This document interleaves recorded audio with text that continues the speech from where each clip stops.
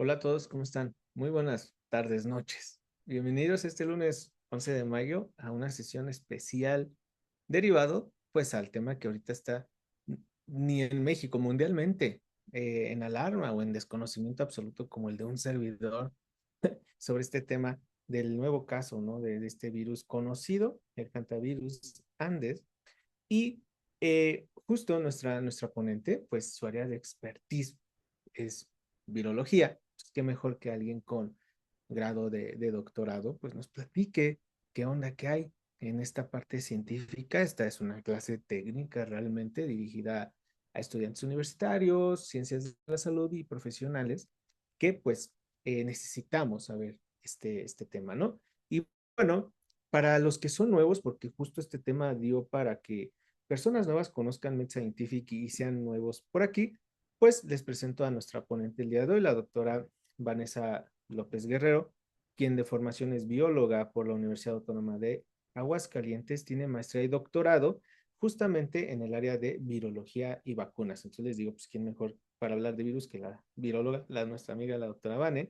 Es profesora de la Facultad de Nutrición de la Universidad Autónoma de Morelos, pertenece al Sistema Nacional de Investigadores como SNI, y pues ha dirigido tesis de doctorado, de maestría, más de 16 publicaciones indexadas, y pues también oficialmente y aquí con todos, a partir de la semana pasada, pues se integra al equipo de Med Scientific a nivel formal, agradeciéndote la confianza de nuestro equipo y ahora que estés ya formalmente con nosotros en el área de vinculación, becas y pues en esta parte académica hacia todos nuestros profesionales y nuestros estudiantes que realmente también es nuestro enfoque, la preparación de nuestros estudiantes de pregrado para que sean los mejores profesionistas. Así es que, pues bienvenida oficialmente al team ya corporativo de Med Scientific y es un gustote que estés con nosotros, ¿va?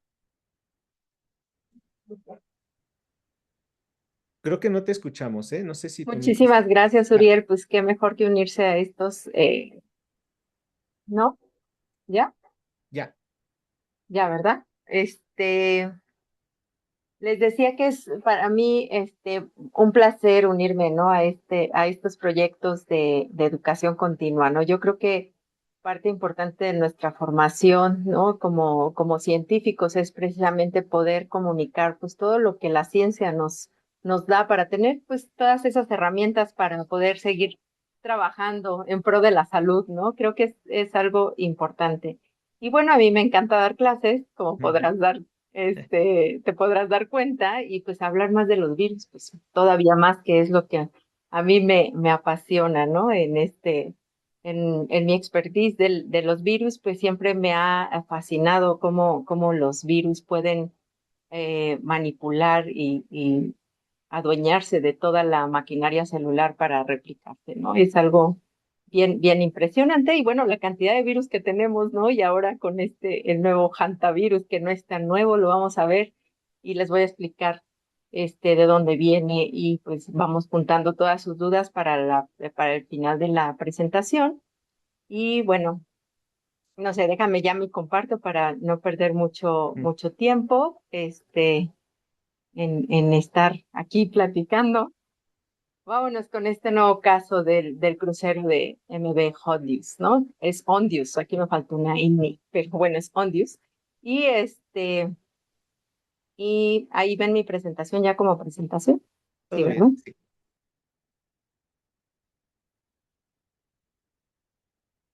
Ok, entonces vamos a empezar hablando del hantavirus. O sea, este virus que para muchos era un virus nuevo o puede sonar como un virus desconocido, pues no es tan desconocido como creemos. Es un virus que ya se conocía, que ya ha habido brotes, que es un virus que normalmente se encuentra en los roedores, y no en todos los roedores, sino que solamente en algunas especies. Y bueno, la descripción de este virus se las voy a platicar un poquito. Esta es una micrografía de un hantavirus, de un virus de forma oval o esférica. Aproximadamente mide entre 70 y 350 nanómetros. Es un virus con envoltura lipídica y presenta una nucleocápside interna, ¿no? Pero lo interesante de este virus es que es un virus que es de RNA, pero tiene un genoma segmentado. Es una peculiaridad de los hantavirus de esta familia, de los Bunjanavirus, en donde podemos ver que es RNA de una sola cadena, pero que se encuentra dividido en 3 segmentos que codifican para diferentes proteínas. Y como lo pueden ver aquí en la caricatura, pues tenemos el segmento pequeño, el segmento mediano y el segmento largo, ¿no? O sea, yo creo que se rompieron la cabeza en estos nombres, porque uno es pequeño, otro es mediano y otro es grande, y cada uno codifica para diferentes proteínas. Esas proteínas obviamente van a codificar tanto para las proteínas estructurales del virus como las que se necesitan para la replicación dentro de la célula y las cuales van a inhibir pues la respuesta inmune celular, que sería como por ejemplo la producción de interferón.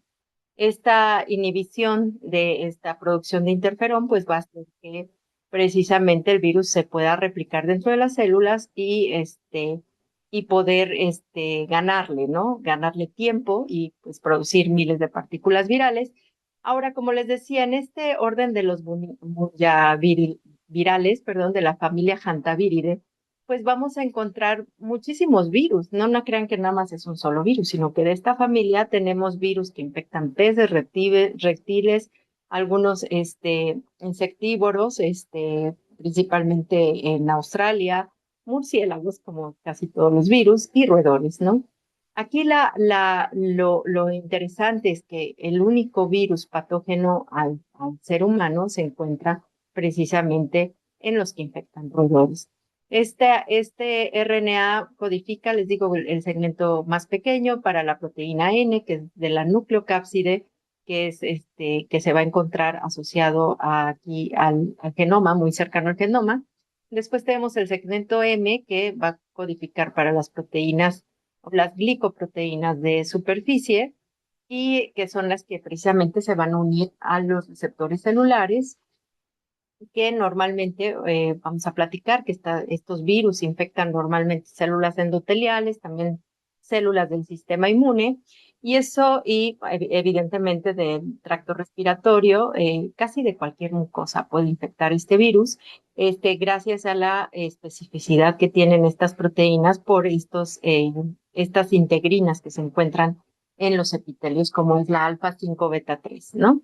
El segmento L es uno de los que va a codificar para la polimerasa viral, y entonces el virus entra a la célula, se va a desnudar, sus RNA se van a transcribir, y eso en esa transcripción se va a producir la polimerasa que va a dar origen a más y más genoma viral para nuevas partículas virales, ¿no? Este virus, como les decía aquí, pues se va a pegar a las integrinas de los epitelios o de los endotelios y va a entrar a la célula para replicarse y, y bueno, va a causar la patología.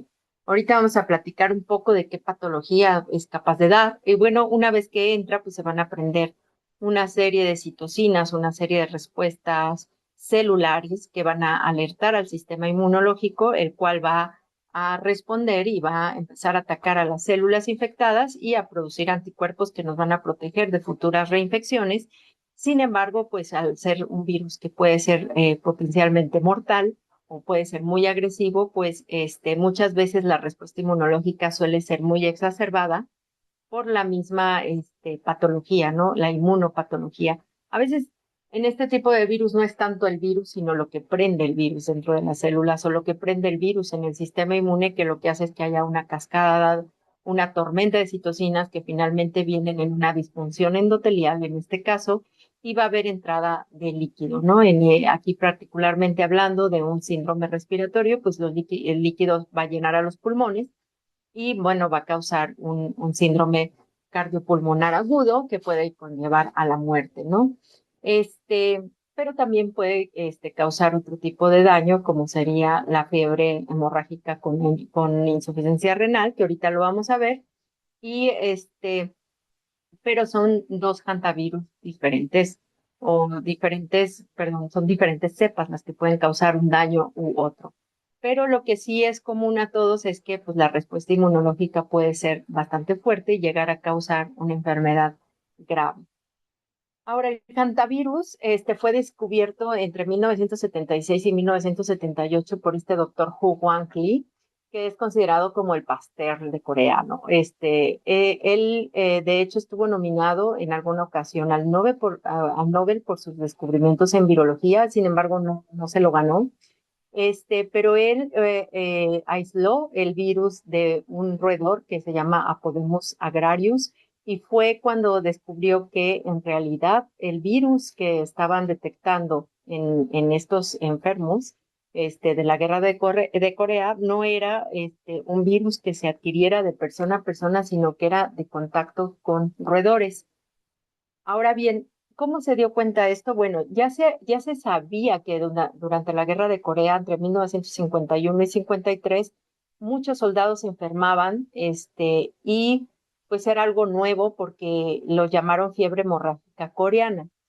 Eh, Provocaba fiebre alta, hemorragias, choque por insuficiencia renal, y llegó a tener una mortalidad en ese entonces del 10%, porque pues obviamente la medicina no había avanzado tanto. Ahorita este virus causa aproximadamente un 1% de mortalidad. Es un virus bastante bien distribuido a lo largo de Asia. Y bueno, poco a poco Hu Wanli pues empezó a analizar ratones y encontró en tejidos pulmonares de ratones de campo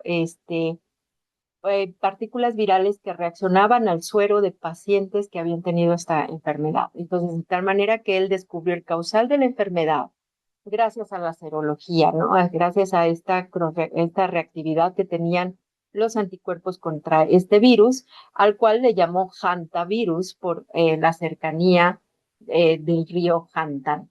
Ahora, hay un virus que se llama virus Hantan, que es un hantavirus, que no es el que está ahorita el brote, ¿no? Este es otro virus que se llama Hantan.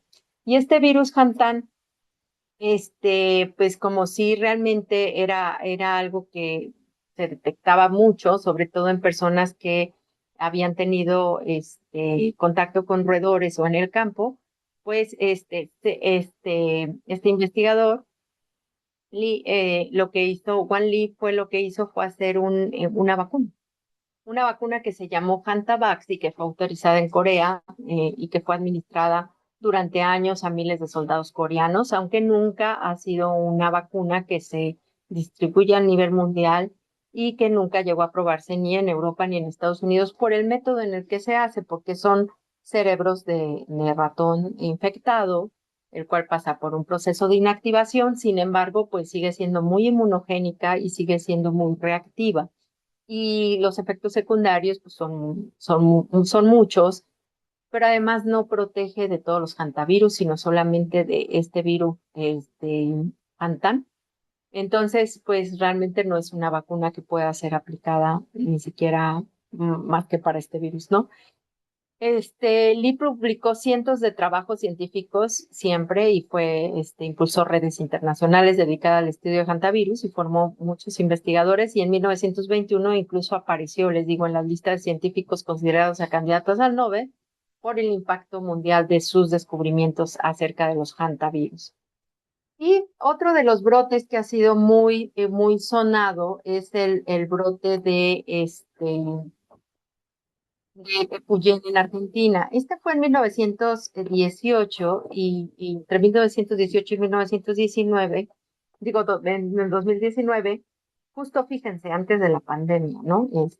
Y ahí fue cuando se descubrió el primer hantavirus que tenía la capacidad de infectar de humanos, de transmisión humano-humano. Y esto fue porque este virus se encuentra en unos ratoncitos que se encuentran en los Andes o muy cerca de la Patagonia, y este virus se asoció precisamente con reuniones sociales y contacto estrecho. O sea, estas personas convivieron en sitios donde había roedores, y posteriormente hubo más personas infectadas, y fue ahí donde se determinó la transmisión entre personas, ¿no? Algo que no se había visto con los otros Hanta, ¿no? Porque aunque se conocían otras cepas como la de Hantan y la de Seúl, también descubierta por el mismo coreano, por el mismo investigador coreano, estos virus no había transmisión entre personas, sino que solamente era contacto con roedores y la persona se enfermaba. Algo similar a lo que pasa en la influenza aviar, donde el contacto con las aves es la que hace que uno se infecte, pero que la transmisión entre personas pues es muy limitada o incluso nula, ¿no? En este caso, este virus sí se había transmitido de persona a persona, confirmada mediante epidemiología y mediante secuenciación viral, y se reportaron 34 casos con una mortalidad de 11 personas, lo cual nos dio la letalidad del 30%. Este virus es el virus que ahorita es el que llegó al crucero, al barco, y el cual está generando tanto revuelo en el mundo, porque tiene la capacidad de transmitirse entre personas y es una transmisión que ya ha sido comprobada y que antes había sido estudiada. ¿Ok? Fue clave para demostrar la capacidad de que la transmisión interpersonal entre este virus y este virus se bautizó con el nombre de Andes virus, ¿no? O Andes virus. Eh, Después de eso, en Estados Unidos, que también tenemos un virus en Estados Unidos, hay muy pocos casos esporádicos de este virus, sobre todo en la parte sur, ¿no? En la parte de Nuevo México, Arizona, Colorado y Utah, que es donde habita este ratocito que es el reservorio que se llama Peromyscus maniculatus. Este es el único reservorio que se ha descrito para este virus y a este virus le pusieron el virus sin nombre, que se llama virus sin nombre, así literalmente. Entonces, el virus sin nombre llega a causar enfermedad, síndrome cardíaco pulmonar también.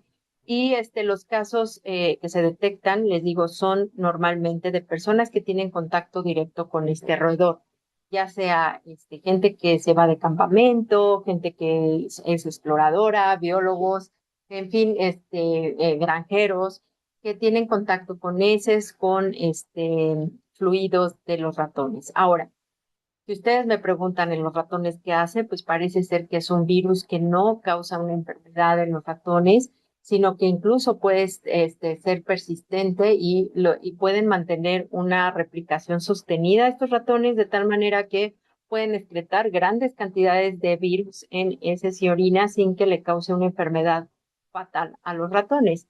Esto lo que hace, pues, precisamente es la diseminación, ¿no? El hecho de que si los animales, pues, fallecieran o tuvieran una enfermedad grave por este virus, pues no tendríamos tanta diseminación. Sin embargo, para los roedores no es una enfermedad letal, entonces esto, pues, contribuye a su transmisión y, por lo tanto, a su mantenimiento sostenido en las poblaciones de roedores.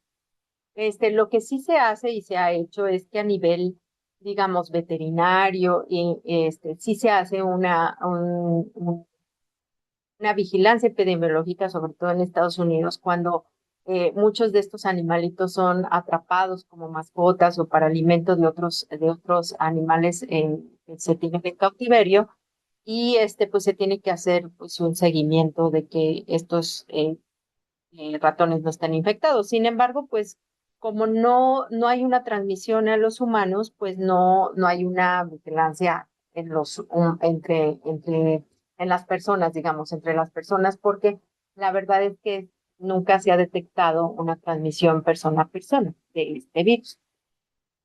Entonces, para los otros hantavirus, que la mayor parte ocurre en Asia, especialmente en China, pues imagínense que la OMS estima que hay decenas de miles de casos al año. O sea, estamos hablando de un virus que se transmite de roedores hacia humanos y no de humanos entre humanos. ¿Ok? Si no, pues esto sería peor. Pero son episodios que se dan precisamente personas muy asociadas a lo agrícola, al campo, a lugares donde hay roedores. Y y bueno, ahí dan algunas recomendaciones para personas que trabajan muy cerca de donde pueda haber roedores, en donde no hay que barrer, por ejemplo, levantar polvo y todo eso, porque se pueden respirar esas partículas virales y el medio de transmisión es el mismo, aún cause una sintomatología renal. China concentra la mayor parte de los casos mundiales de este síndrome causado por hantavirus. Corea del Sur también mantiene transmisión endémica persistente y más o menos hay entre 10.000 y más de 100.000 infecciones por hantavirus al año, siendo la mayor carga en Asia y Europa. por este virus que causa más bien un síndrome hemorrágico renal, en donde la mortalidad es aproximadamente del 1%. Los virus que podemos encontrar ahí son el virus Hantan, el Pumala y el Dobrava delgrade, que son los virus que han encontrado en diferentes especies de roedores, pero particularmente no en todos los roedores. O sea, no es que sea de que cualquier ratón se va a infectar, cualquier especie, no, son muy especie específico y y la tasa de mortalidad, les digo, es más o menos del 1%, pero hay muchos casos al año y no se ha detectado aún transmisión entre personas, ¿ok? Este virus que causa este síndrome renal se adquiere directamente de los roedores. Es una infección zoonótica donde no, hasta el momento, no se ha reportado transmisión entre personas, ¿ok? Entonces, si hacemos un recuento de los hantavirus que conocemos y de los cuales ha habido bastantes brotes en el mundo, pues podemos ver que hay hantavirus del viejo mundo y hantavirus del nuevo mundo. Aquí podemos ver que los del viejo mundo causan normalmente esta fiebre hemorrágica con síndrome renal y que su órgano principal es los riñones, causan nefritis, oligouria y los genotipos o los virus que mayormente causan este síndrome son el virus Hantan, el Pumala y el Seúl. Y tenemos los reservorios, pues tenemos subfamilias Murinae y Arbicolinae, y la tasa de letalidad, dependiendo también de el tiempo que lleve la persona infectada con síntomas y también, digamos, de los cuidados primarios, ¿no? De la atención primaria que reciba y de la capacidad hospitalaria que pueda tener la región, porque hablamos de que casi todos estos casos son de regiones rurales, ¿no? Pues puede ir del 1 al 15%, pero esto es por la atención recibida, no tanto porque el virus haya uno que tenga mayor letalidad, simplemente es por la atención que se pueda permitir, ¿no? Esta persona infectada. Y el síndrome clínico, perdón, en el Nuevo Mundo está el síndrome pulmonar por hantavirus o cardiopulmonar, porque también hay falla cardíaca. Este virus, normalmente su órgano principal son los pulmones y causa edema, un shock cardiogénico, y los principales virus que causan este síndrome son el virus sin nombre, el virus Andes y el Laguna Negra. Pero el único virus que se puede transmitir entre personas es el virus Andes. De todos estos virus que acabamos de ver, todos se transmiten de roedores a personas, pero no de persona a persona, al menos no todavía, ¿no?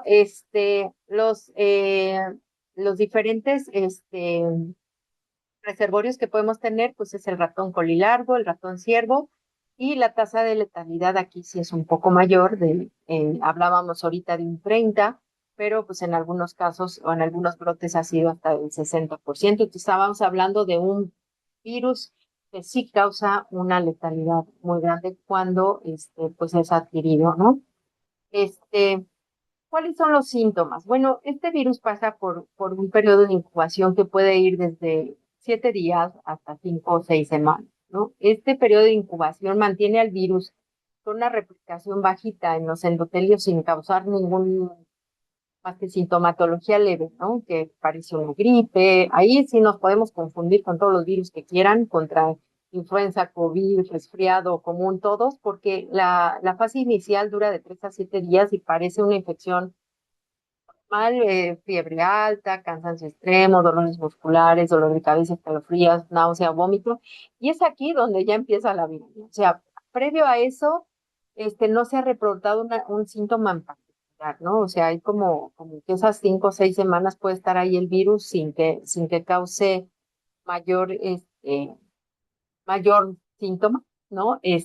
Sin embargo, pues empieza la sintomatología que puede durar de 3 a 7 días, esta fase inicial, y es aquí donde ya podemos empezar a sospechar de un hantavirus, pero pues los síntomas son tan comunes que pues lo que menos piensan o pensamos es un hantavirus, sobre todo en sitios donde no hay transmisión endémica, ¿no? Este, Cuando ya empezamos con el síndrome cardiopulmonar, entonces ya empieza un edema pulmonar masivo, hay hipoxia severa, choque y falla cardíaca aguda. Y normalmente cuando esto pasa, pues sí hay que tener un apoyo ventilatorio, hay que poner en cuidados intensivos y pues la tasa de mortalidad suele ser pues del 30 al 60%, ¿no? Aquí también depende mucho de las comorbilidades de los pacientes, este, qué tan bien o qué tan mal les puede ir con la infección. Ahora, hallazgos de laboratorio frecuente. Curiosamente, sí hay algunos marcadores de laboratorio que pueden indicar que es rotavirus. Y uno de ellos es la trombocitopenia, la hemoconcentración, la elevación del hematocrito, leucocitos con desviación a la izquierda, aumento del LDH, alteración en pruebas hepáticas. Pero esto también pasa con otros virus, ¿no? Pero si nosotros nos ponemos a analizar los rasgos epidemiológicos, como sería, por ejemplo, el contacto con roedores, o a lo mejor visitar lugares donde la transmisión puede ser, como dice en el caso de Chile, Argentina, Brasil, Uruguay, donde se han reportado casos de hantavirus, pues podemos pensar en hanta, ¿no? Cuando es fiebre hemorrágica con síndrome renal, los síntomas iniciales son iguales, o sea, empieza con dolor de cabeza, pues, el cuerpo cortado, fiebre alta, malestar general, cansancio, en fin. Y una vez que este virus llega al riñón, empieza a causar la insuficiencia renal aguda, proteinuria, hematuria y dolor lumbar, y esto va a llevar a una falla renal posterior, ¿no? Aquí más o menos viene un diagrama de cómo es la enfermedad. Va de 1 a 8 semanas. En realidad es hasta 6. Este, y aquí pues no hay sintomatología. Puede haber, incluso se reportan algunos casos con algunas pequeñas molestias, pero no con síntomas claros de infección. Y una vez que empieza digamos, el prodromo, la fase donde empieza la fiebre, cefalea, mialgia, náuseas, frecuentemente se confunde con influenza o dengue. Aquí después vamos a subir a una fase de síndrome cardiopulmonar que puede llevar horas, incluso días, aparición de brusca tos, disnea, rápida progresión a edema, insuficiencia respiratoria aguda y requiere intubación inmediata y ventilación. Y posteriormente ya en la parte se recupera, pues empieza a haber otro tipo de tesis y convalecencia y esto deja muchas secuelas en cuanto al cansancio, la fatiga, la recuperación es muy rápida, ¿no? Esto es en el caso del síndrome pulmonar, que es el que estamos viendo en el caso del virus Andes, ¿no? Ahora bien, el diagnóstico de hantavirus no es sencillo, porque no es un virus que sea muy común, al menos no en zonas urbanas y no es un virus como no se transmite entre personas, pues tampoco está como muy bien estudiado este logaritmo, ¿no? Bueno, llega un paciente con sintomatología, que es lo primero que pensamos, influenza, COVID, dengue, pues los virus que están en circulación, ¿no?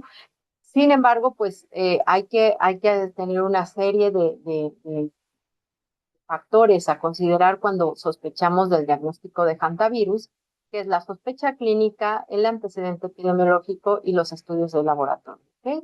Primero, la sospecha clínica en personas con fiebre aguda, con mialgias intensas, con trombocitopenia, dificultad respiratoria o insuficiencia renal y antecedente de exposición a roedores o subsecreta.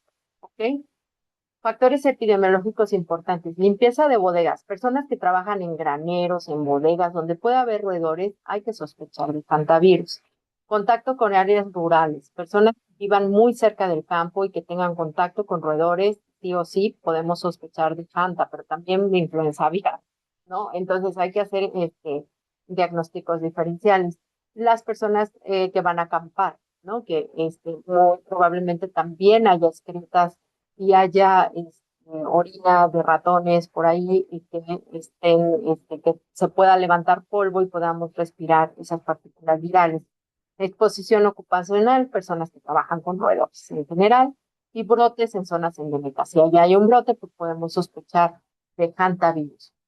De las pruebas que se hacen, curiosamente no es el PCR la más utilizada, porque una, no hay tantas herramientas eh, moleculares todavía, porque no se han desarrollado, porque no ha habido la necesidad, ¿ok? Esto también es un poco de necesidad, ¿no? Cuando necesitamos diagnosticar virus, pues hacemos todo un kit, ¿no? Y se desarrolla, y se valida, ¿no? Pero pues como son tan poquitas personas las que van a desarrollar este síndrome cardiopulmonar, pues realmente no se tienen las suficientes muestras como para evaluar kits, ¿no? Pero bueno, el punto es que pruebas serológicas, la primera es hacer la inmunoglobulina M, que sabemos que es de infección primaria y que se empieza a elevar en los primeros 7 días de la infección, de 7 a 14 días, y es la más utilizada, sobre todo en fase aguda, ¿no? Detecta una infección reciente, puede positivizarse desde los primeros días, desde los primeros síntomas, y da un resultado positivo, cuadro clínico compatible, suele ser ya un diagnóstico, ¿ok? Con la pura IgM. Ya la IgG se hace en días posteriores, se hace ya después de los 14 días y es para confirmar que sí fue hantavirus por una seroconversión. Estudios epidemiológicos podemos ver qué tanto seroprevalencia hay en la población, o sea, qué tanta gente ha sobrevivido al hantavirus, que eso se desconoce realmente. O sea, porque los que tenemos, pues son los que llegan con síntomas, ¿verdad? Pero a veces yo creo que muchas de estas cosas están subestimadas porque no sabemos si en alguna persona pudo haber datos, de gripe o incluso, pues sí, de una enfermedad respiratoria y fue hantavirus, pero pues nadie se enteró, ¿no? Porque nadie lo está buscando tampoco, ¿no? Eh, un aumento de 4 veces en títulos entre muestras aguda y convaleciente es altamente sugestivo pues, al hantavirus. Ahora, pero ¿qué hantavirus, no? O sea, sabemos que hay diferentes cepas de hantavirus que pueden causar este síndrome pulmonar. Eh, si, por ejemplo, fuera el virus sin nombre, sabemos que virus sin nombre no se transmite entre personas. O sea, que sería un caso aislado, que sí, evidentemente hay que tener los estados, pues la contención, hay que mantenerlo aislado y todo, pero la probabilidad de tener contagios alrededor es muy poco probable. Pero si detectamos que es el virus Andes, ahí sí tenemos que hacer un rastreo de contactos y un aislamiento de contactos porque la de transmisión persona a persona sí se ha demostrado. ¿Ok?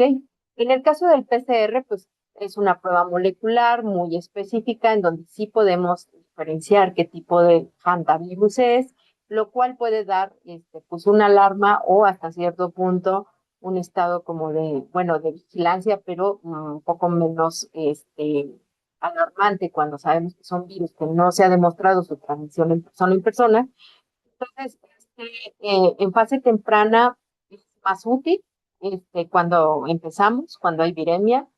Su sensibilidad puede ser variable porque depende mucho de la carga viral y de la toma de la muestra, ¿no? O sea, es un virus que aunque es respiratorio, también se va a endotelios y donde causa mayor daños en endotelios, es a nivel pulmonar más que a nivel nasal, ¿no? Entonces hay que ver de dónde se toma esa muestra y en qué tiempo. Y los virus, en realidad, la carga viral disminuye rápidamente cuando aparecen los anticuerpos, es decir, al día 7. Al día 7 empieza a bajar la carga viral y entonces ya si no hicimos el PCR en ese momento, entre esos 7 días, muy probablemente no encontremos el RNA viral. Y es porque ya se montó una respuesta inmunológica que es precisamente la que va a causar la inmunopatología, o sea, el daño pulmonar y los síndromes tanto de hemorrágicos como en el caso del cardiopulmonar. Entonces, tiene sus limitaciones el PCR y no es el único método para vigilancia o tamizaje, porque les digo, el tiempo en que se puede detectar el virus o el RNA viral es cortito.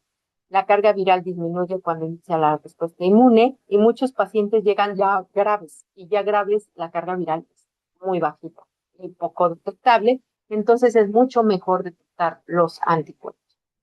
Ok, ahora ya hablando en particular de este crucero, ¿por qué causó tanto revuelo si ya sabemos que existen estos virus?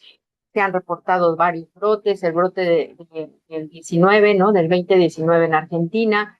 sabemos también que este actor, ay, ya se me olvidó el nombre, un actor que murió hace poquito, el año pasado, en Hollywood también su esposa murió por una infección de hantavirus. O sea, los brotes y los casos se suenan, ¿no? O sea, no es un virus nuevo.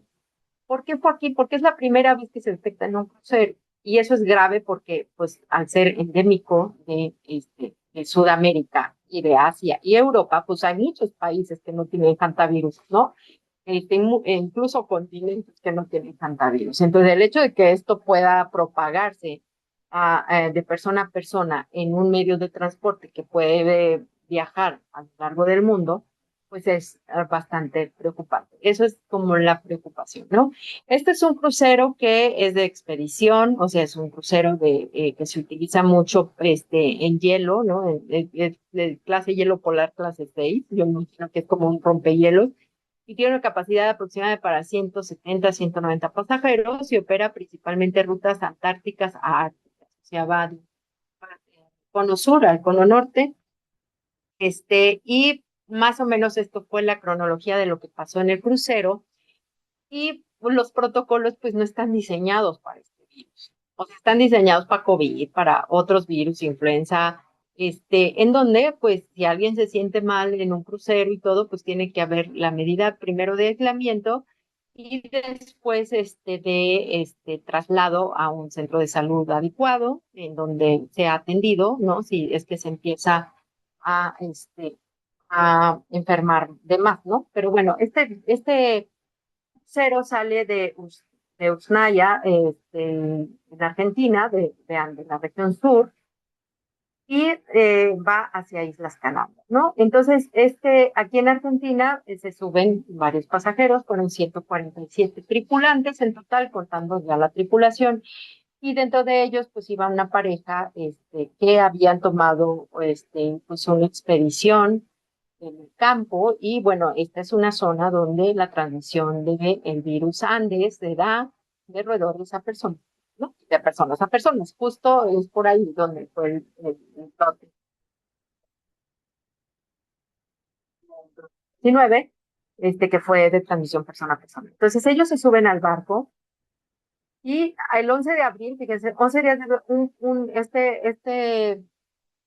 este pasajero muere, ¿no? Se muere repentinamente el 11 de abril, y entonces, pues, están en alta mar y lo único que hacen es, pues, guardar al cadáver, siguen, andando aquí muy cerca, de la isla Santa Elena, más bien, desembarcan varios, pasajeros que llegaban ahí, ¿no? Que ese es el problema, que lo que empezó a salirse de control fue que se empezaron a bajar del barco algunas personas sin saber bien qué es lo que había pasado, porque este paciente, al parecer, pues no había desarrollado síntomas claros y pues simplemente, además tenía 70 años, entonces no hubo como alguna otra cosa que les hiciera pensar que podía ser un virus que se pudiera transmitir ahí rápidamente. Entonces, lo desembarcan en Santa Elena, y su mujer lo acompaña y al día siguiente se empieza a sentir mal, vuelan a Sudáfrica, a Johannesburgo, y ella muere el 26 de abril, en Johannesburgo. Y entonces empiezan ahora sí a preocuparse porque pues él murió, después muere la esposa, entonces dicen, es algo infeccioso. A partir de aquí ya se empiezan a preocuparnos del barco y fue cuando otro pasajero británico se enferma y lo bajan también hacia Sudáfrica en estado crítico al hospital de Johannesburgo. O sea, de aquí lo llevaron en avión hacia el hospital de Johannesburgo y está ahí unos días. Después él está en recuperación, o sea, todavía no fallece, pero estaba en estado muy crítico. Y posteriormente, ya más adelante, el 2 de mayo, es cuando fallece un tercer pasajero alemán, cuando el barco está varado ahí en Cabo Verde, ¿no? Que está ahí en África. Bueno, entonces los pasajeros ya ahí ya empiezan a ser aislados, los mantienen camarotes, ya se empieza a sospechar de algo que está en el barco y empiezan a presentar algunos síntomas leves, pero entonces eh, ya ahí ya los países ya empiezan a poner sus reglas, ya no pueden llegar, ese barco ya no puede llegar a ningún puerto, la OMS empieza a intervenir y entonces propone que sean las Islas Canarias las que reciban este barco, donde finalmente se va a tomar la decisión de qué hacer con el aislamiento de estas personas. Si se fijan, ya pasó más de un mes desde que desembarcan y casi un mes desde la primera muerte. Entonces, ya después en Islas Canarias, los pasajeros son trasladados a Países Bajos, perdón, pero en aislamiento hacia Suiza, ¿no? Y ya son pacientes que ya son sospechosos. Y después, o sea, aquí más o menos les doy, aquí es la otra, aquí, donde se van mostrando los que van apareciendo como positivos ya este brote que se encuentra en el barco, ¿no? El 4 de mayo, la OMS ya confirma oficialmente que hay un brote, reportando inicialmente 3 casos positivos y varios sospechosos, y la cifra de casos confirmados sube a 5, el 6 de mayo, y el 9 de mayo la OMS confirman estos casos tras dar positivo uno de los pacientes sospechosos mediante una prueba de PCR.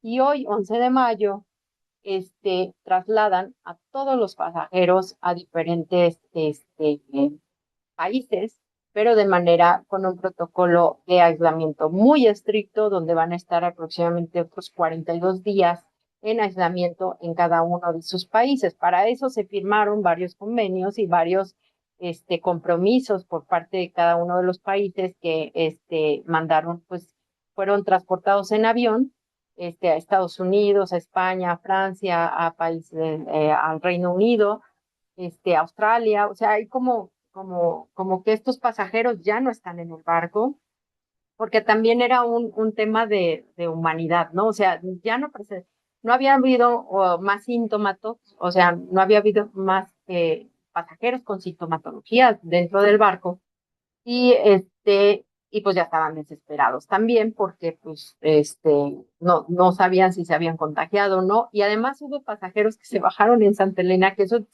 todavía no se sabe muy bien qué pasó.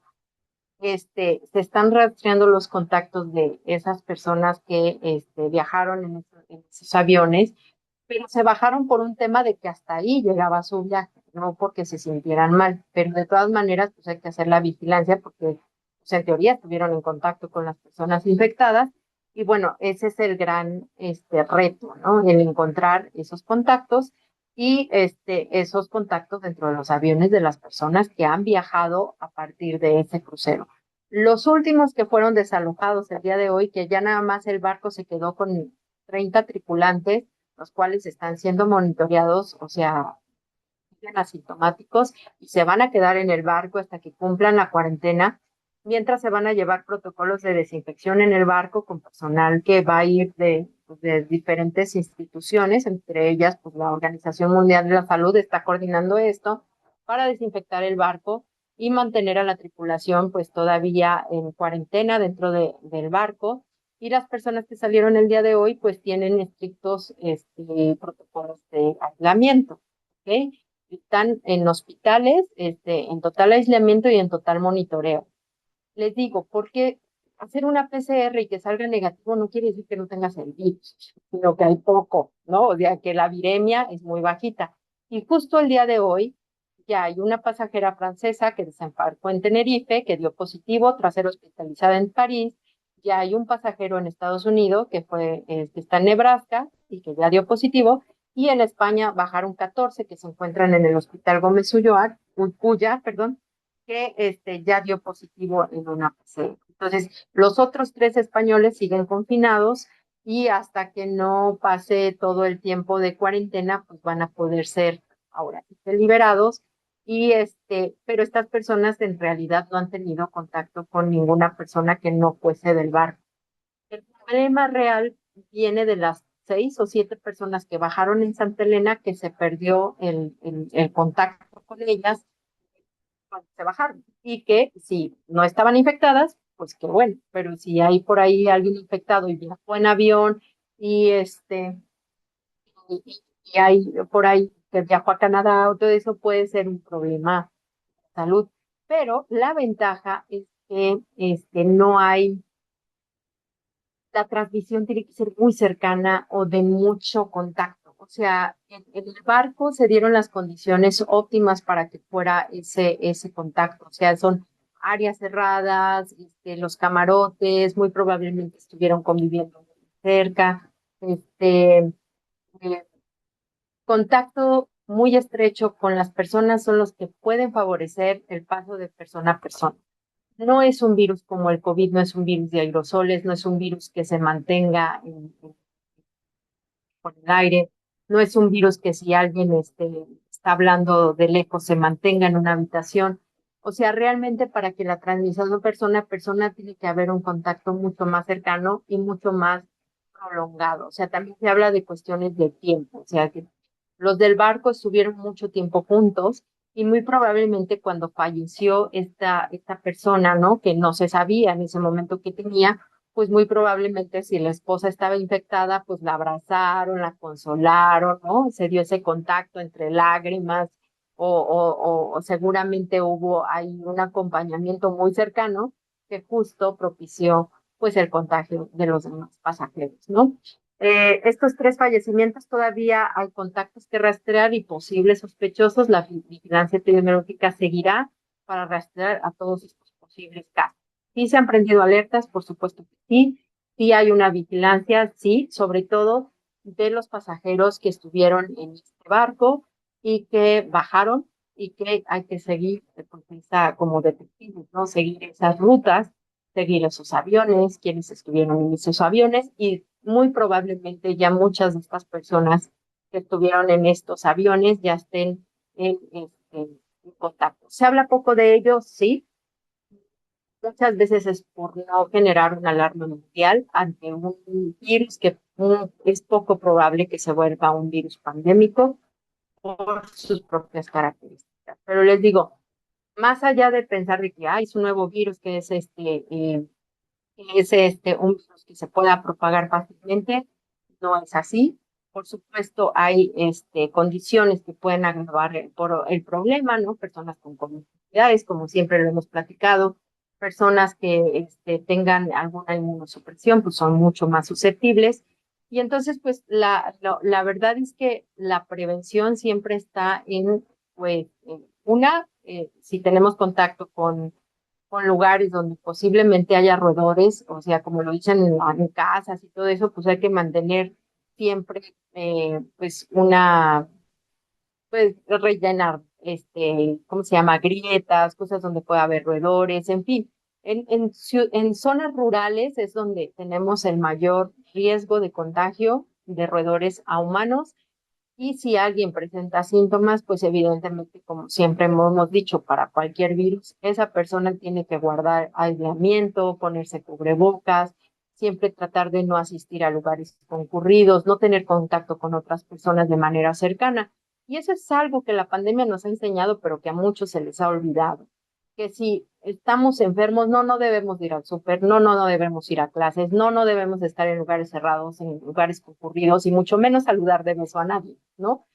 Eso es una enseñanza de la pandemia y eso no es nomás para este virus, es para cualquier virus. Entonces, la prevención está en eso, que de cualquier sintomatología de enfermedad, tenemos que primero medir nuestros riesgos, ¿no? Ver esa persona en dónde estuvo, analizar esos casos clínicos, si tuvo algún contacto con roedores. Ahora, en México seguramente sí ha habido casos de hantavirus, sobre todo en el norte, por la cercanía pues con Nuevo México, ¿no? Y con el desierto de Arizona, todo, porque esa zona sí está poblada por los ratones que pueden llegar a tener el virus sin nombre. Es el virus que está cercano a México. Sin embargo, pues como son zonas muy cercanas al desierto, probablemente la misma densidad poblacional pues haga que este virus no esté tan presente en la población mexicana. ¿Cómo se manifiesta? Pues como una enfermedad respiratoria, puede haber síndrome cardiopulmonar grave y pues de eso pues nosotros no estamos muy enterados porque no o sea, la vigilancia epidemiológica no llega a tanto, o sea, no llega a que todos los casos respiratorios de la frontera se les hagan pruebas serológicas para hantavirus, por ejemplo, ¿no? Entonces, estamos muy en pañales de todo eso, pero esa no es nuestra principal preocupación. La preocupación es el virus que sí se transmite en personas a personas. Ese pues está totalmente confinado al sur, ¿no? A la parte de la Patagonia, es muy sureño ese virus. Entonces, realmente para que llegue a México, pues tendría que ocurrir alguno de estos eventos como de migración, como de como en un barco, como en algo que pudiera llevar a una persona infectada a nuestro país. Pero eso es un riesgo que existe desde que existen los aviones, pues, o sea, no es algo nuevo. ¿Qué hay que reforzar? Pues sí, evidentemente hay que reforzar las medidas sanitarias, hay que reforzar esto de que si trae síntomas, pues por favor, tratar de evitar el contacto con las personas y si no se puede, pues usar cubrebocas sería una gran idea, ¿no? Porque finalmente como se transmite, pues sí es como vía, por gotitas de saliva, por contacto con fluidos, ¿no? No sé si tengan alguna duda.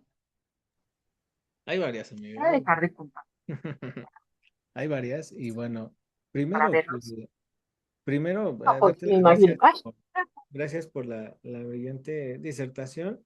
Y pues, primero, yo creo que algo que desde mi punto de vista un poquito sanitarista hacia la prevención, antes de preocuparnos, pues al final, este, recuerden que existe el viroma y que hay más virus que bacterias, entonces no podemos andar por la vida preocupándonos sobre un posible contagio, porque bien lo dice la doctora, seguramente yo hubo casos que ni cuenta nos dimos porque ante un síntoma de gripa, uno como médico pues piensa en gripa antes de pensar en hantavirus, ¿no? Entonces, yo creo que el alarmismo, no. Hay varias preguntas, por ejemplo, ¿no? Si me llega un paciente con síntomas respiratorios, ¿qué estudio le hago? No, hombre, pues primero trátalo como influenza, porque es bien complejo este tema que va en inicio. Y ante ello, hay algunas preguntas. A ver, voy para allá. A ver. ¿Hay algunos medicamentos contra el hantavirus propiamente o se podría dar sintomático solamente?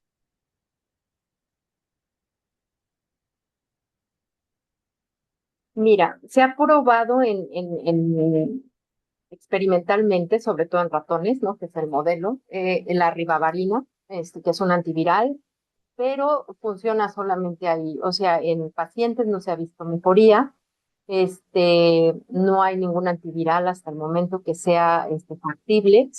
Eh, ha hecho bastantes intentos de inmunoterapia, por ejemplo, con plasma de personas convalecientes, pero como se sabe poco de este virus, realmente hay pocos casos, ¿no? Estábamos hablando del síndrome cardiopulmonar, pues estos no parecen tener un mayor impacto en el pronóstico de los pacientes. Lo que sí es importante es que la intervención temprana del sostenimiento, ¿no? O sea, del respirador, de todo eso, sí puede hacer la diferencia entre que sobreviva o no un paciente. Entonces, yo creo que la atención primaria y la vigilancia de ese paciente que se está complicando es lo más importante y darle el sostenimiento que se necesita, ¿no? Para que pase la fase más crítica y se pueda. Pero así un medicamento no hay, tampoco hay una vacuna. Hay indicios de una vacuna de Moderna, pero para el virus de la fiebre hemorrágica, que sí es un problema de salud en Europa y en Asia, por la cantidad de gente que se llega a infectar, no porque la cantidad que llega a fallecer es relativamente baja, ¿no? Porque es el 1%. Entonces, sí se está haciendo varios ensayos con vectores virales, con todo para hacer una vacuna, pero todavía no se llega a tal desarrollo, o sea, todavía está en pañales. Y la otra es que los hantavirus son bien diferentes.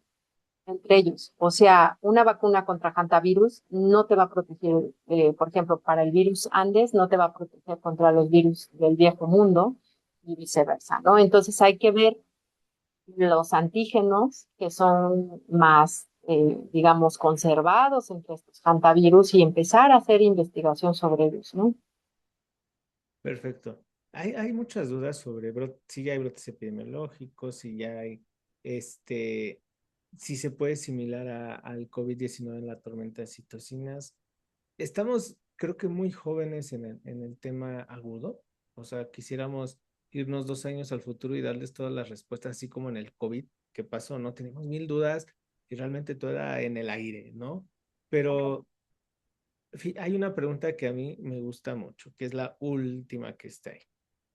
Nos pregunta la licenciada Michelle, que siempre ha estado con nosotros en nuestra sesión de MedScientific, y creo que ella ha entendido mucho de MedScientific. Si tenemos un sistema inmune fuerte, ¿es probable que no nos contagiemos o es probable que no desarrollemos la enfermedad?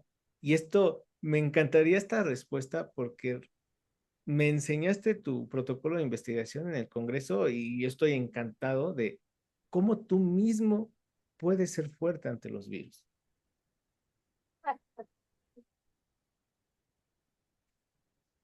Claro, mira, tenemos un sistema inmune bastante competente, ¿no? Por eso seguimos vivos. Yo siempre les digo, cuando me dicen, ay, es que yo me enfermo mucho, les digo, no, te podías enfermar de todo, y incluso las enfermedades de la infancia, ¿no? Cómo pasamos de una a otra y más mocos y más, y algunas que pueden tener complicaciones bastante severas, incluso hasta un herpes, ¿no? Y complicaciones neurológicas, todo. Tenemos un sistema inmune que funciona y funciona bastante bien, pero funciona mucho mejor cuando le damos los elementos que necesitamos, ¿no? Que son, lo hemos platicado, pues vitaminas, ácidos grasos de cadena corta y eso, y bueno, va de la mano con la microbiota, metiendo aquí el golazo, ¿no? De MedScientific, que microbiota y nuestro simposio de microbiota, donde hablamos precisamente de la importancia de la microbiota en tener un sistema inmune saludable. Ahora, cuando me dicen fortalecer el sistema inmune, pues más que fortalecerlo es que funcione como debe de funcionar, que es dándole esos elementos. Miren, en la pandemia me preguntaban mucho, ay, que me decía una alumna mía, ¿cómo la recuerdo? Porque era una detractora de las vacunas y me decía, doctora, pero las vacunas no sirven, mi abuelito de todas maneras se murió de COVID y tenía sus 3 dosis, ¿no? Y le digo, ajá, ¿y tu abuelito qué tenía? ¿Era diabético? Sí. ¿Y tenía obesidad? Sí. ¿Y era sedentario? Sí. ¿Y fumaba? Sí. Y entonces no hacía ejercicio. No. Ok. Diabetes descontrolada, hipertensión, obeso, con sedentarismo y todo. Le digo, a ver, ninguna vacuna va a hacer milagros, ¿no? Si tienes un sistema inmune con tantas deficiencias funcionales, porque no le estás dando ni los nutrientes, ni la regulación, ni todos los elementos que necesita para funcionar bien, pues ¿cómo pedimos que algo funcione en esas condiciones? Entonces, por supuesto que una persona que tiene un equilibrio y que no tiene comorbilidades, muy probablemente vaya a resolver cualquier infección viral de mejor manera y con mejor pronóstico y con menos secuelas que una persona que tiene comorbilidades o que tiene deficiencias nutricionales o que tiene disbiosis en la microbiota. O sea, es algo que tenemos que seguir fomentando, la medicina preventiva, el comer bien, el tener buenos hábitos. Eso siempre ayuda en cualquier enfermedad, ya sea viral, bacteriana, cualquier este, cosa que nosotros podamos hacer por nosotros, por nuestra salud, siempre va a ser muy bien recibida por el sistema inmune. Totalmente de acuerdo, totalmente de acuerdo. Bueno, pues a mí me gusta un buen de contradecir las preguntas y todo, porque hay que analizarlas bien. A ver, les voy a hacer una pregunta a todos. Eh, ¿Todos aquí están libres de enfermedad? ¿Están en su peso ideal? ¿Comen, o sea, tienen una alimentación balanceada, rica en fibra, hacen ejercicio, descansan bien, no fuman, no toman, ¿no? Si me dan respuestas que no, ustedes son los que probablemente podrían desarrollar un cuadro agudo de hospital, ¿saben? No podemos tener, bien el ejemplo que nos dice la doctora, el pensamiento tiene que cambiar. no es hacer más fuerte el sistema inmune, porque a mí me sonaría a una hiperactividad o enfermedades reumatológicas autoinmunes, no, es que funcione correctamente, porque tampoco esa es la hiperestimulación, no, es Sí, que sí, desde sí. tus barreras biológicas, las del epiteliales, las de mucina, funcionen perfectamente bien, es ir desde las barreras físicas hasta las inmunológicas que funcionen bien. Entonces, ante todo esto que pueden comentar, de verdad, si no nos alimentamos bien, ahí están sus factores de riesgo, o sea, ustedes son el problema. Y les puedo decir ustedes porque yo sí me cuido, ¿no? Y quiero que todos se cuiden. O sea, quiero que este grupo sean los más sanos del mundo y que me digan, no, doctor Uriel, yo igual me cuido, ustedes no correrían riesgo. Y ese es el mensaje que me gustaría que se lleven a sus familiares, que se los lleven a sus pacientes. O sea, la mejor es la prevención, para que no se nos pongan más. Voy por una última pregunta por ahí, doctora. Bueno, hay hacia preguntas mucho si ya hay casos, si sabes si hay casos en Estados Unidos, en Canadá, en México, ya reportados.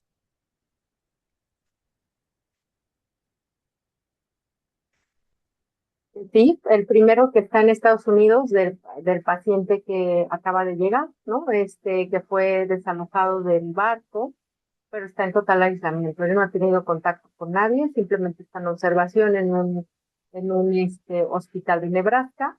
Es más, mira, es tanta lo que se ha generado a partir de este brote, que están protegiendo la identidad de los que estaban en el barco. Porque, o sea, no puede haber alguien que, o sea, que sí se le vaya la loquera y vaya y los busque y los mate, ¿no? O sea, es como por el miedo que está generando, ¿no? Entonces, esta persona que está en Nebraska, que no saben por qué sabemos en dónde, ni queremos saber, está bajo protocolos muy estrictos de aislamiento. Ahora, no tiene síntomas.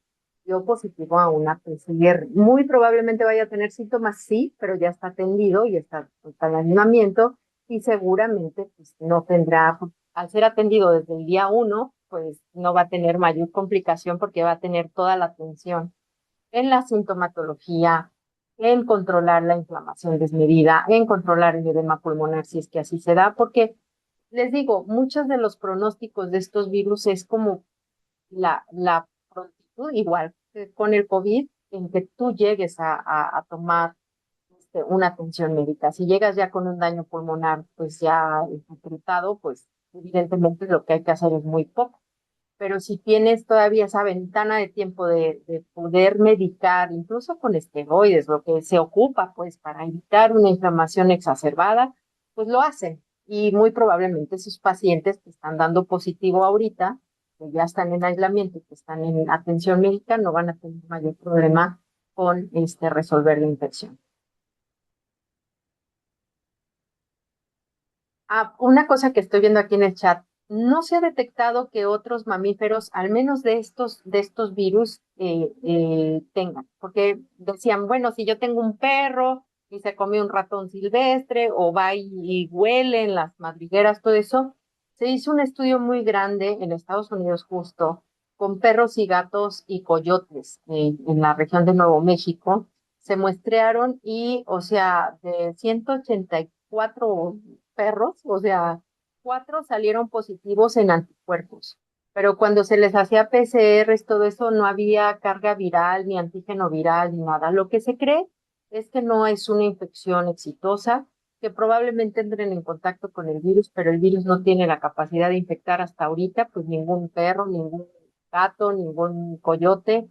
O sea, no parece ser que es un virus muy, muy adaptado a las poblaciones de roedores que son sus reservorios y que simplemente pues la cercanía con el humano ha hecho precisamente pues lo que pasa con muchos virus zoonóticos. El contacto constante y en cantidades muy altas puede favorecer esos brincos entre especies, pero no se ha detectado, no se ha tampoco en ninguna otra especie de mamíferos. Otros cantavirus, les digo, infectan reptiles, pero son únicamente reptiles, hay de peces, hay de mamíferos que comen insectos, pero no hay hasta ahorita ningún animal doméstico que haya sido detectado o que haya presentado síntomas por hantavirus. Una maravilla. Muy bien, amiga. Pues nada, nos preguntan, entonces, ¿nos asustamos o no de este virus y de los virus? No, no, yo diría que no. Yo creo que más bien hay que fomentar el estudiar más estos virus. O sea, entre más sepamos de cómo se transmite, dónde vive, o sea, yo por eso siempre digo que hay que fomentar la investigación básica, ¿no? La investigación, la vigilancia epidemiológica es algo que no debemos de tener, de perder, ¿no? Y sin embargo, a veces resulta que para muchas autoridades sanitarias la vigilancia epidemiológica está de más. Ya desde cuando no tenemos una vigilancia cercana de COVID, influenza, hay muchos virus que ya se volvieron como estacionales o que ya no causan muertes, entonces se deja de vigilar. Pero el hecho de dejar de vigilar, pues también te deja estas ventanotas, ¿no? Dices tú, o sea, ¿y qué tal si ya tuvimos Hanta y nunca nos dimos cuenta, ¿no? El punto es que yo creo que la vigilancia epidemiológica en los casos debe seguir. O sea, casos sospechosos se les tiene que hacer la mayor parte de pruebas que podamos, ¿no? Para justo conocer cómo se están moviendo estos virus en el mundo. El cambio climático, la globalización, el que nos movamos en aviones, barcos, que podamos estar al otro día, al otro lado del mundo, esto pues está generando esta transmisión, ¿no? Y esta pues globalización de los virus, ¿no? Perfecto. Bueno, me voy a permitir hacer una conclusión del tema y les voy a dar chance de que me ayuden a concluirla preguntándole primero algo a la doctora. En el chat les puse dos preguntitas. ¿A quién le dio COVID con prueba positiva? Reaccionen y ese es un sinónimo de yo. ¿Ok? Entonces ahí les puse reaccionen a quien le dio COVID con prueba positiva. No levanten la mano, pónganle ahí en el chat un corazón, un algo, por favor, para ir contabilizando. Ahora, doctora, más o menos digo, yo no sé, pero le pregunto, ¿cuántos virus hay por ahí de libre circulación posiblemente contagiables para el ser humano? Digo esto porque ni los conocemos, pero ¿cuántos virus hay ahí circulando que nos pueden infectar el día de hoy?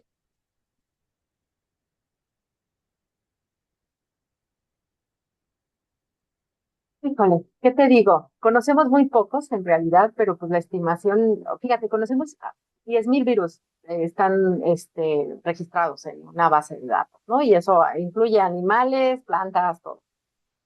De esos de 10.000, se supone que más o menos el 1% son de enfermedades que hemos tenido o que podemos nosotros ver. Pero, o sea, desde el punto de vista de la presencia de los virus en todas, imagínate que hay virus que infectan, no infectan organismos, infectan células. Entonces, así como hay grupos de células, neuronas, musculares, adipocitos, fibroblastos, la que quieras, puede haber un virus que infecte este tipo de células, uno, dos, o tres, o cuatro, o cinco, o 10 virus. La verdad es que la estimación puede ser bastante alarmante y yo creo que a todos los virus que hay circulantes nos hemos enfrentado alguna vez. O sea, la respuesta estaría en nuestra historia serológica, o sea, porque el sistema inmune reacciona a todo lo que puede ver y a todo lo que nos hemos infectado. Entonces, ahí no hay mentiras. Si nos hiciéramos un panel de anticuerpos de todo lo que pudiéramos medir, o sea, nos espantaríamos de todo lo que hemos sobrevivido. Y y ahí sí no hay pierde, pero desgraciadamente hay muchos virus que como no son, pues como lo del el toque virus, ¿no? Que es un virus que tenemos todos y que no causa una enfermedad, pues realmente no hay mayor investigación al respecto, ¿no? O sea, como que los virus que son investigados o que vale la pena investigar para las autoridades o para las instituciones de ciencia son aquellos que causan un problema de salud. Entonces, aquellos que nos infectan de manera sintomática, de manera persistente, los que contribuyen a nuestra misma evolución, pues ni sabemos. Y yo creo que son miles, miles. O sea, yo no creo que sea uno o dos virus. Yo creo que son mucho menos los que causan enfermedad a los que nos infectan y no nos causan enfermedad. Claro. De hecho, la mayoría de las enfermedades virales se ha calculado que el 80% son asintomáticas, incluyendo el dengue, por ejemplo. Entonces, uno pensaría, no, pues es que a mí no me ha dado dengue, ¿no? Hay que ver tus anticuerpos, ¿no? Y si vemos tus anticuerpos y sí te ha dado, a eso le digo yo muchos a mis estudiantes, no, a mí no me ha dado, ¿estás seguro? ¿Cómo sabes? No, pues nunca he tenido síntomas. Bueno, el 80% puede ser asintomático. ¿Cómo sabes que no te ha dado dengue? No, pues no. Pues les digo, si hiciéramos un panel, podríamos descubrir que hemos tenido infecciones que ya superamos y que ni siquiera supimos en qué momento. Sí, así es. No, no, hombre. Y por ejemplo, aunado a la pregunta que nos hicieron de si hay que tenerle miedo a los virus, les puse, no, no le tengan miedo a la biología ni al Transkingdom. Ahora, hay virus, amiga, y usted no me dejará mentir, hay virus que infectan células vegetales y comemos vegetales. O sea, ahí también. Sí. Y esos virus tienen un papel, que son los virus de plantas que llegan a estar en contacto con nuestro sistema inmune, tienen una peculiaridad. Son importantísimos para estimular al sistema inmune y mantenerlo en forma, ¿no? El fitness inmunológico. Que a veces uno pensaría, bueno, pues los virus de plantas no tienen ninguna implicación, no se replican en células en células humanas. Hay ciertas dudas al respecto, por ahí hay dos o tres reportes de virus, sobre todo del tomate y de estas plantas que pueden llegar a tener ciclos de replicación en el intestino, que uno pensaría, pero ¿para qué o por qué? Pues su función tendrán, ¿no? En el organismo. Pero así como dices de plantas, hay virus de insectos, ¿no? Y que nos los hemos comido también en los chapulines, y hay virus de virus, y hay virus de bacterias, y virus de todo. Entonces, no hay que tenerles miedo, pero sí hay que conocerlos. Y yo creo que algo bien importante que les digo es que cuando uno se sienta mal y que sospeche que es viral, pues no tengamos contacto con las demás personas. ¿Qué necesidad hay eso de llegar a abrazar a alguien que está enfermo? O sea, por favor, no hagan eso. Totalmente, totalmente, amiga. Pues agradecerte esta clase. Seguramente espero que esto no se salga de control, ¿verdad? Sí, para tener una parte 2 y parte 3, pero iremos viendo en la evolución. No, claro que sí, así será. Venga, muchas gracias.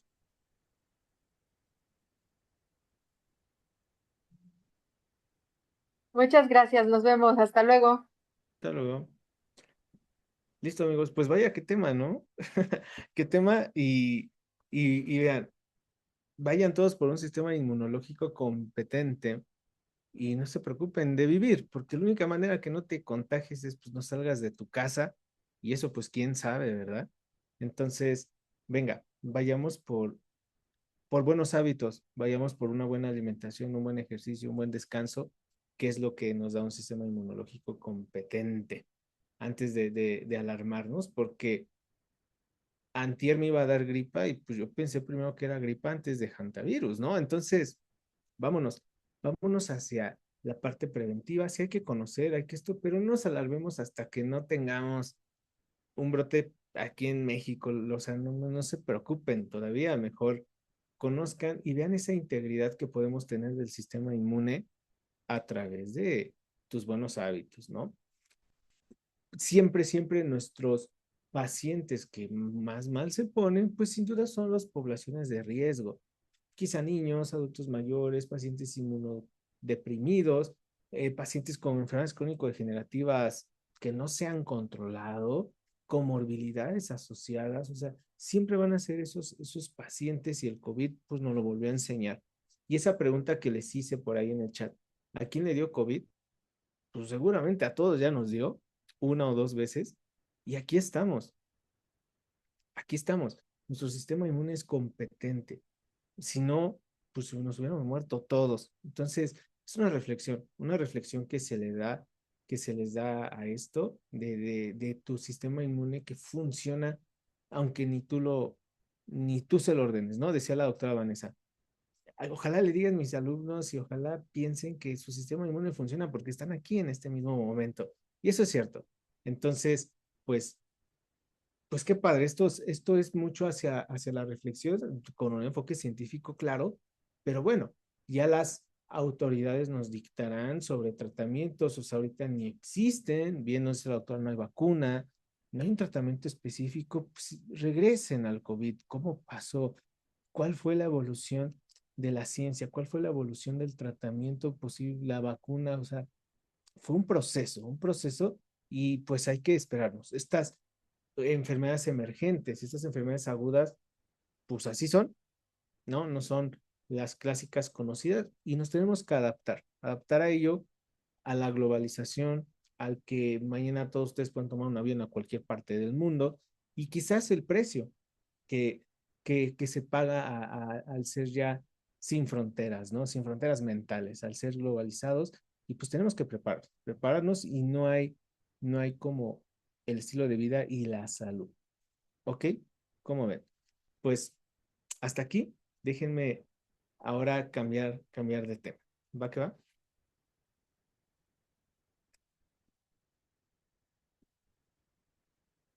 Muy bien, listo. Nos preguntan sobre la constancia. Les voy a dar el enlace de asistencia, pero sin antes permitirles comentar algo de un programa que tenemos esta semana. No tiene nada que ver con virus, yo sé que no, pero pues aprovechando el foro, pues a lo mejor a alguno les interesa. Pero sí es importante para el estilo de vida, eso sí, sí es muy importante. Entonces déjenme echar mi comercial de Med Scientific, porque a alguno de ustedes seguramente le llamará la atención, antes de pasar a la asistencia y decirles cómo va a ser el proceso de las constancias. Denme un segundo, solamente déjenmelo, lo descargo y ya. ¿Va que va?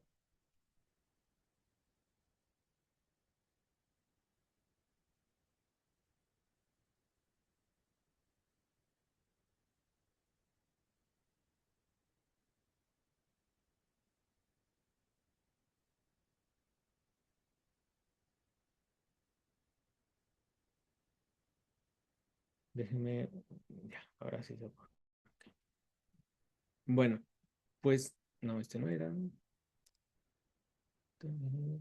Listo. Bueno, pues para ahondando a esto del estilo de vida, tenemos un programa esta semana que es recomposición corporal. Esto a mí me llamó la atención porque un servidor entró a este plan hace como un año con mis nutriólogas y pues justamente lo pedí para la capacitación en Med Scientific. Es un curso dirigido evidentemente para profesionales de la salud, enfocado más hacia nutrición, pero luego habemos médicos curiosos que queremos saber también esto, ¿no? Y entonces les digo, no tiene nada que ver con virus, pero al final es salud y es prevención.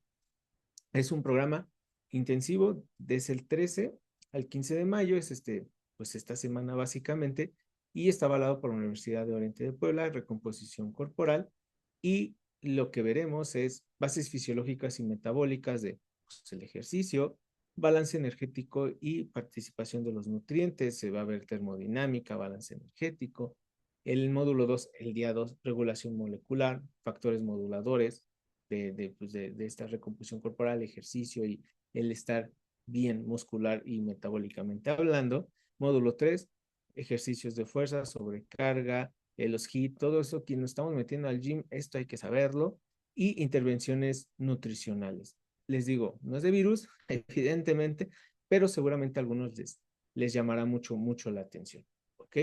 Tenemos profesores justamente especializados en nutrición deportiva y algunos de ellos pues con experiencia internacional o inclusive pues en Juegos Olímpicos y todo este tema. Entonces, solamente quise mencionárselos, es un programa hecho por Med Scientific y Bases de la Nutrición y a quien le interese el costo es de 700 pesos si eres profesional o 300 si eres estudiante, ¿va? En el cuestionario de asistencia viene, si te interesa, te lo mando mañana para que te agilicemos tu inscripción. Y bueno, pues eso es todo. Son programas diversos o programas que estamos trabajando para todos ustedes, ¿ok? Y déjenme poner el enlace de asistencia del día de hoy. Un segundo, antes de irnos.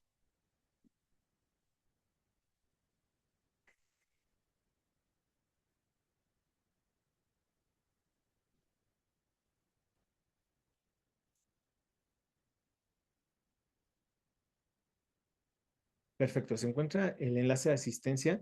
La clase, a partir de ahora, todas las sesiones que da Med Scientific tendrán un costo por constancia porque compramos un sistema de entregas automáticas y pues todo cuesta y pues igual es ético y de respeto pues pagar la ponencia a nuestros ponentes que se preparan tanto para llevarnos el resumen de toda su experiencia científica, que la tengamos digerida. Esa es la razón justificada totalmente del por qué a partir de hoy las sesiones de Med Scientific tendrán un costo que verdaderamente pues es simbólico, porque si hay un equipo trabajando para hacerles llegar su constancia, de verdad que si hay un equipo que pues también tiene familia y también tiene todo y pues es su trabajo, ¿ok? Es un costo que no, que creo no te hace rico, no te hace pobre, son 50 pesos y creo que las clases valen muchísimo más que eso. Entonces, es una manera de que todo este movimiento educativo siga siendo, porque pues no somos de gobierno, también somos una empresa que pues muchos de aquí trabajamos, ¿no? Entonces, es la única razón y tendrá un costo de 50 pesos solamente.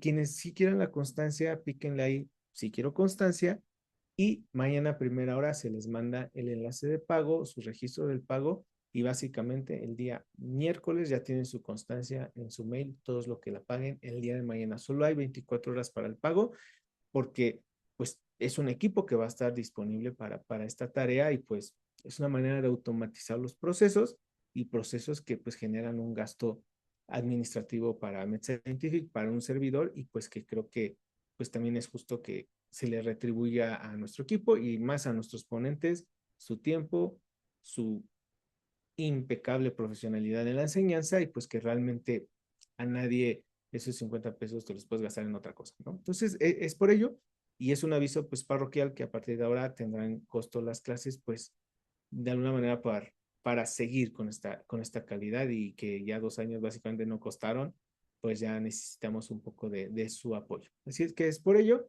y pues nada, nos encantaría que estén en más sesiones con nosotros. Se van a ir retomando estas sesiones semanales para que todos ustedes tengan temas diversos y también síganos en nuestras redes sociales. Tenemos ya programas diplomados. Ahorita tenemos dos diplomados corriendo al mismo tiempo, microbiota y otro de diabetes y obesidad. En pregrado tenemos uno de farmacología clínica. Entonces, y cursos, ahorita está el de Inflammaging, están varios cursos ahí. Entonces, en nuestras redes encontrarán las convocatorias, manden mensaje, manden WhatsApp, los apoyaremos para todo esto, ¿ok? Y pues nada, que tengan una gran noche, descansen, cuiden su microbiota, cuiden su salud y cuiden su sistema inmunológico. Ese es el mensaje del día de hoy y pues nos vemos en la siguiente pandemia. Nos vemos en la siguiente clase diciendo, aquí estamos con vida de nuevo, seguramente algo estamos haciendo bien. Llevemos la ciencia a todos, a nuestros pacientes, a tus alumnos, a tu familia y a ti mismo. Listo. Esta sesión se cierra en 5 minutos. Pasen lista, estamos en contacto. Un abrazo desde Ciudad de México, a donde quiera que estén, porque seguro hasta otros países estamos llegando el día de hoy. Un abrazo.